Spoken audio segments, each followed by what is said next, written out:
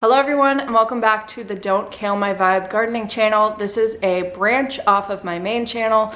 That was a pun, unintentional, but this is my gardening channel and I thought I would sit down and make one of our most important videos today. This is the getting started video. This is going to be the most helpful video for anyone who wants to start a garden, who's never started a garden before and doesn't know where to start. I am going to be really dumbing this down, mainly because I am not a professional. I've only had 1 year of gardening experience before this, but I learned a lot in that year, and I'm not going to try and make it sound like I know more than I know. And so that's what I mean by dumbing it down. I mean, I'm dumb and I'm gonna be telling you guys what I know. But anyway, sorry, jokes aside, I do have a list on my phone of things that I think are the most important things to know before you start gardening. And if you are a professional gardener, someone who's been gardening for years, feel free to share your tips down below with anyone who's new and also myself for anything that I've missed and stuff like that. But anyway, let's get started. So my mistake as a first-year gardener last year was buying all of my seeds and stuff before I knew where I was going to be growing. I was actually house hunting at the time when I started all of my plants last year and living in an apartment. So I really just went to a grocery store and grabbed a bunch of seed packets and I was like, I'll figure it out when I get there. I had no idea what my growing space was going to be like. And so my first step in the gardening season is going to be figure out where you're going to be growing things, because I had no clue what my growing space was going to look like. I just started a bunch of plants and then hoped for the best, and that's really not the best idea to do that. So look outside, look at your growing space. Do you have space for raised garden beds? Is that something you're going to be interested in doing? Do you want to plant things in ground, meaning like do you have space where you can tear up some lawn? Do you already have a space that's torn up with good soil? Do you want to grow on a patio? Do you need grow bags? Do you need planters? Do you only have a sunny windowsill?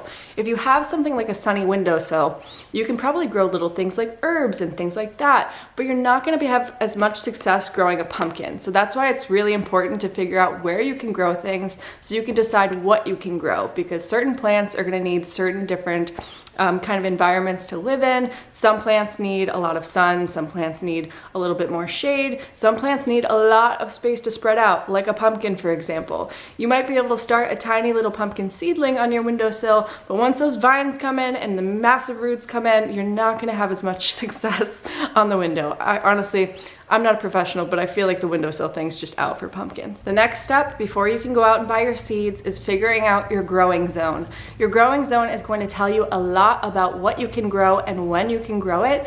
And there's actually a lot of helpful maps and resources online. If you just Google growing zones, it will punch in your little zip code and then it'll show you guys where you're living in. But there's also maps available on the back of most seed packets that tell you what growing zone that you live in. I live in zone 7A, which is in Tennessee, northern Tennessee. So that is going to tell you when your last frost dates are, meaning when you could put plants in the ground without any risk of snow and ice killing the plants that you just planted. So that's very important if you want to have a successful garden. I would hate to get started on all of my seedlings and put them outside and then have it snow the next week. In Tennessee, we have very back and forth weather. Last weekend it was 70 degrees. I thought, oh wow, I feel like gardening. I was outside, I was raking, and then the very next day it was snowing. I had to scrape ice off my car. So you really have to pay attention to that if you want a successful garden and you don't want to waste your time or your money planting things that are just going to die. So now that you know where you can grow things and what the seasons are like for growing things near you,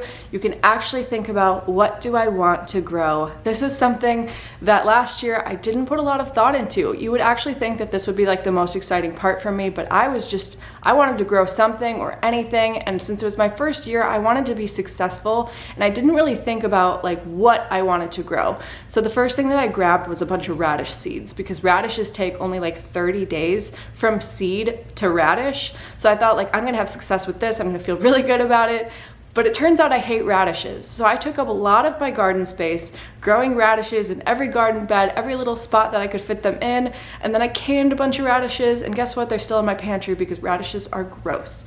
So I'm not gonna be growing radishes this year. You have to think about, what do I actually want? What is going to bring me the most joy? What will my family eat? What will I actually use? Because if you put a ton of work into a garden and you don't actually like the things you're growing, it's gonna be super disappointing. So think about the plants that you actually want to grow, things that you'll actually enjoy. It doesn't have to be fruits and vegetables and stuff. Think about flowers as well if you want to have a cut flower garden or you just want to look at flowers. And think about the sun exposure in your backyard and the places that you have to grow things.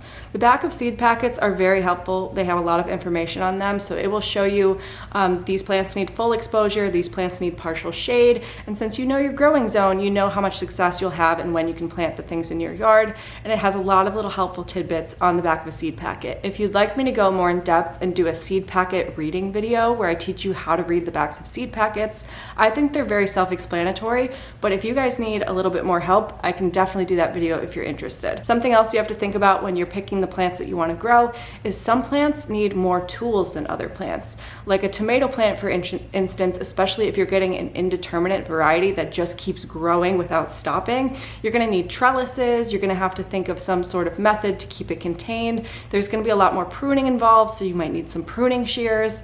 You might have to think about vining plants. They need a trellis as well. You might want to think about where you're going to grow those things if you want to grow it near a fence so it can climb that way, or you might need to buy something to help that out a little bit. So you have to think about, what do these plants need? What kind of plant is this? And like, where can I put this? And now once you've finally picked out the plants that you would like and you've determined that you have the right tools and space to grow them, you have to think about companion planting and plants that can go next to other plants and some plants that can't go next to other plants. This is something I had no clue about before I started my last garden. So again, I'm giving this like the simplified version, but if you'd like me to do a video going more into depth, I can. But basically, some plants grow better next to other plants than vice versa. Some plants have the same pests and same diseases, so if you plant like a bunch of tomato plants together, if one tomato plant gets diseased, then the other tomato plants it can spread to, and that's just really not that great.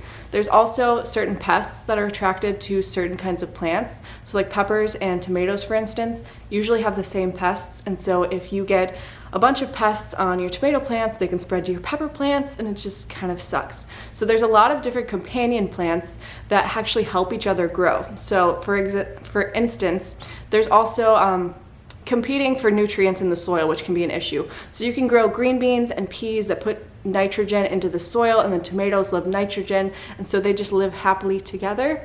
I'm not gonna lie to you guys and pretend I'm a professional about companion planting. Personally, what I do is when I have finally decided what plants I'm gonna grow, I usually just sit there and I Google it. I Google tomatoes, companion plants, and then look at the list of companion plants. And I do this for every single plant, and then once I've figured out what wants to grow next to what, that's when I decide what's gonna go into my garden beds. We're gonna do a full video on garden planning where I'm gonna walk you through my process, so I'm not gonna talk too much about this, but companion plants are definitely something to think about. Now we can finally talk about seed starting. Where are you going to start your seeds? Or are you more interested in just starting your seeds outdoors, which I personally don't recommend if you're trying to get the most out of your growing season, because a lot of these plants actually take a long time to get situated before they're actually gonna be producing fruits and vegetables and things like that. So you have to look at the back of the seed packets. Again, super important information on the backs of those. It's gonna tell you when you should start seeds indoors and when they can go outside. So it'll probably say, start these seeds 8 to 10 weeks before your last frost date. The last frost date can be found by your growing zone. So for me, my last frost date is April 15th this year. And so I'm gonna count back 8 to 10 weeks, and then that is when I have to actually put the seed in some dirt and get it growing. So that is the most helpful place that you can find information, the back of the seed packet, to figure out when you need to start your plants and when you can get them outside. You also have to think about where can you grow these plants while you're waiting to go outside.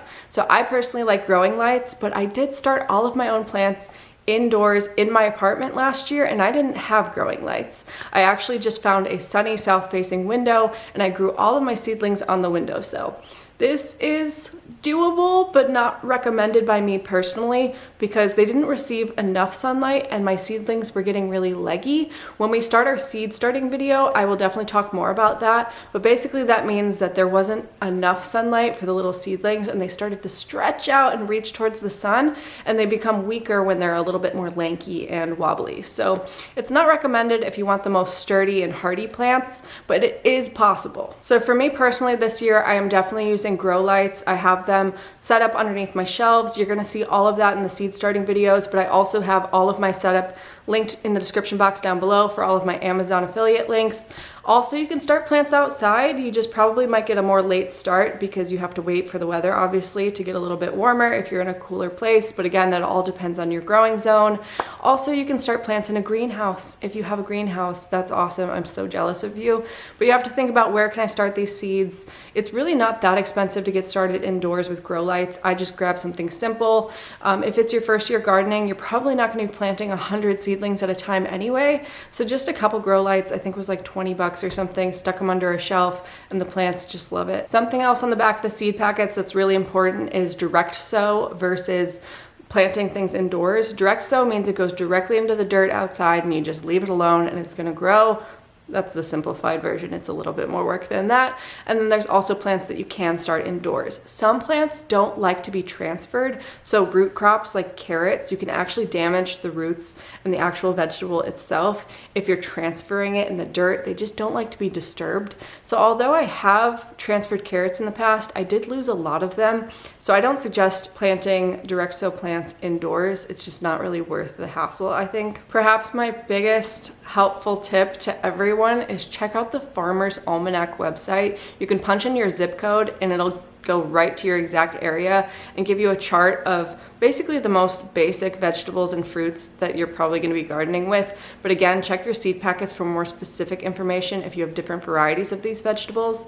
But it has a chart that says like tomatoes, when to start indoors, when to start outdoors, when to plant them after your last frost date. And it's just like the most helpful chart of information. So I'm going to have that website linked in the description box down below. I was looking at each seed packet individually and writing on my calendar, like counting backwards with the weeks, which was fine, but I've got like 100 different plants this year, and so that was getting really time consuming. So this website literally just has all of the dates in the chart right in front of you, and it was so helpful. So if you want to check out that website, that's going to do all the hard work for you. It cannot be any more clear. They tell you exactly when to start the seeds indoors and when to put them outside. But again, we are going to talk more about seed starting and stuff when I actually start my seeds next month. And so hopefully you guys can grow along with me. I'm also going to be doing a video probably coming up pretty soon because I am actually getting together all of the things that I need to start the seeds indoors, all of my pots and all of my little grow trays and things like that. So I'm going to do a haul for you guys and show you guys what I'm personally going to be using, but I'm also going to talk about cheap alternatives and ways you can recycle your common household plastics and stuff like that and actually grow your plants in pretty much anything, so that way you don't actually have to buy pots and stuff like that. So thank you guys so much for watching. I know this was a lot of information and it was kind of sloppy. I'm doing my best. We're figuring this out. I'm trying to figure out how to make these videos educational but not boring, and also just like really helpful to everyone else who wants to hear about this stuff. So if you have more examples and tips and tricks for everyone else, feel free to share in the comments down below. But otherwise, I will see you guys in the next video soon.